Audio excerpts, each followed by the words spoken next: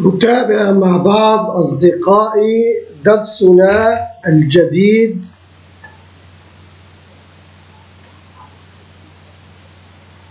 (325) تلوين النص والخلفية، 321 العلاقات الرياضية، 319 عرض التوقيت، 318 استخراج التوقيت، 317 عرض التاريخ.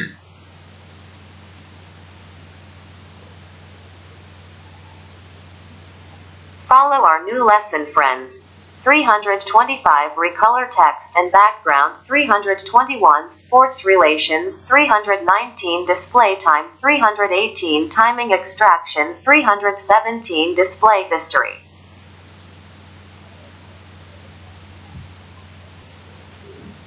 الفقرة الأولى 325 التحكم بمتغيرات الخلية على أن يتلون الخط بالأصفر والخلفية بالأحمر.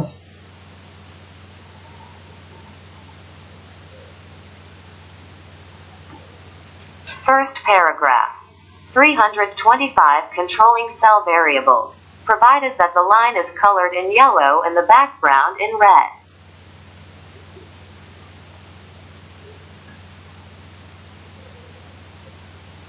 تتلون عند التحديد، تتلون وتكون كتابتها بلون أصفر.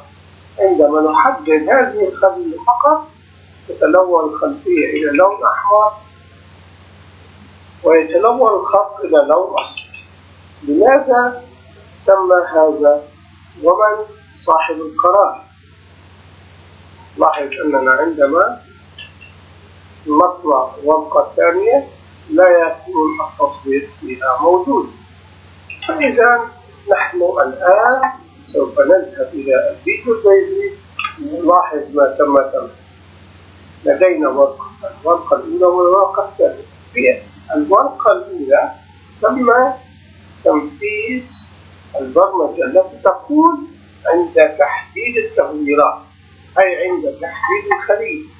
فإذا أي تحديد في هذه الخلية يوجد الكثير من التحكمات، نحن اخترنا عند التغيير أو التغيير تم تحديد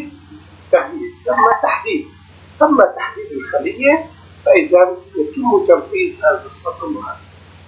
يكون الهدف أي ما تم تحديده يأخذ التلوين الأحمر الخلفية وما تم تحديده الفون أو الخط يكون لونه أصفر.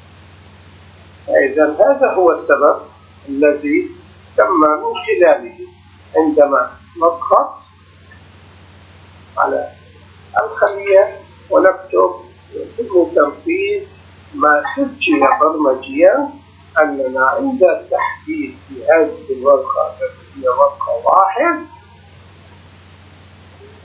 الفقرة الثانية 321 صناعة علاقة رياضية عن طريق البرمجة. The second paragraph. 321 creating a mathematical relationship through programming.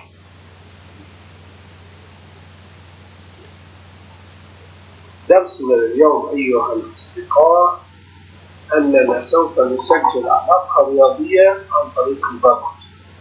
علاقة رياضية للجمع.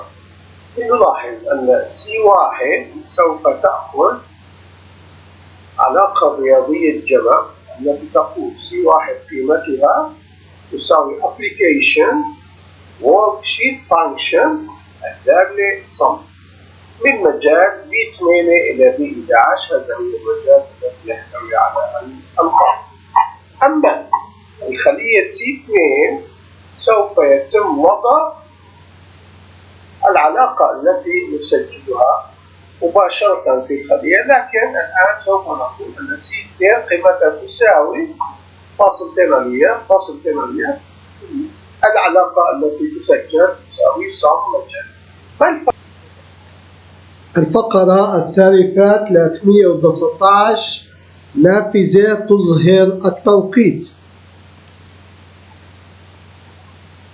The third paragraph. 319 window showing the time.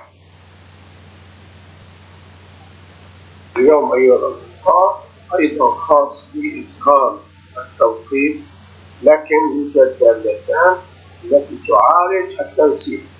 نلاحظ أن الدالة تايم سيريال وتايم فاليو هذا لم يعالج القرآن 03 لكن المكان 3 هي الساعة وهي الدقيقة والثانية. نعرض الرسالة ونلاحظ أنها مباشرة تم التحسس لأن الأرقام تم تسجيلها هنا هي توقيت، والتايم فاليو أيضا تم معالجة ما سجل هنا على أنه توقيت، فإذا دلتان حسب التنسيق التي تم وضعها. الفقرة الرابعة 318 استخراج التوقيت. Fourth paragraph. 318 extract the timing.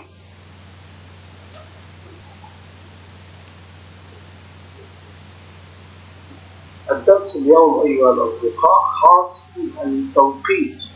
نافذة تعرض لنا التوقيت، تعرض الساعة، الدقيقة، الثانية. لنلاحظ أن البرمجة الموجودة هنا تقول مباشرة رسالة أفضل لي أنه الآن نحن الآن في تاريخ 9/6/2019 وفي الساعة 8:20 أو 21 دقيقة صباحا. الآن سوف نظهر هذه الرسالة وتعطي لنا هذا التاريخ الذي هو 9/6/2019 الساعة 8:21 صباحا. الرسالة الثانية تفصل لنا فقط التايم، فقط التوقيت. الرسالة التالية تعطي لنا الساعة ثم الدقيقة ثم الثانية لهذا الوقت الحالي. أما المسائل التي بعدها هنا يوجد توقيت تم وضعه نريد منه الساعة، وهنا نريد منه الدقيقة يجب أن تعرض 10 والثانية يجب أن تعرض 11. فإذا الرسالة التي تليها نلاحظ أنها عرضت رقم 3 لأن الفصل موجود. فإذا الدالة الأولى والدالة الثانية هذا السطر وهذا السطر نفس الدالة، لكن المحتوى هنا الآن، أما هنا تم وضع توقيت في إشارتين نصيات قبل وبعد وتم معالجتها وعرضها كتوقيت. الآن يعرض الدقائق والآن يعرض السنة. فإذا نلاحظ أن هذه الدالة now time or my second نفسها هو my second. الفقرة الخامسة 317 تنسيق التاريخ. Fifth paragraph. 317 date format.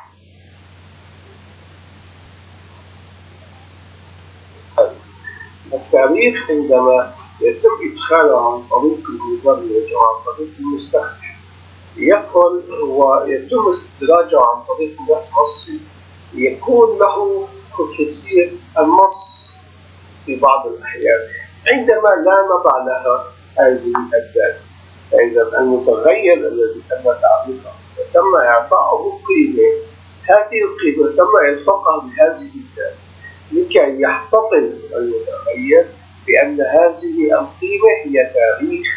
فإذا عندما نعود برمجيا ونعطيها في تدريب البيزك أو الكود إلى أداة إدخال، وهذه الأداة إدخال ترحل إلى خلايا الإكسل، في هذه الحالة ترحل هذه القيمة كتاريخ، وبعمليات الفصل وعمليات البحث يبحث عنها كتاريخ، لا ترحل كنص فنقع في متاهة. يجب أن نحولها إلى تنسيق ثاني. يجب أن نضع هذه الدالة تعريفنا للمتغير من هذا الخاص لكي يأخذ خصوصية الثانية. نلاحظ أنها نافذة عادية تعرض لكنها خاص بأنها ثانية. أشكر متابعتكم أصدقائي. نتابع مع بعض اللقاء الأسبوعي. إلى اللقاء.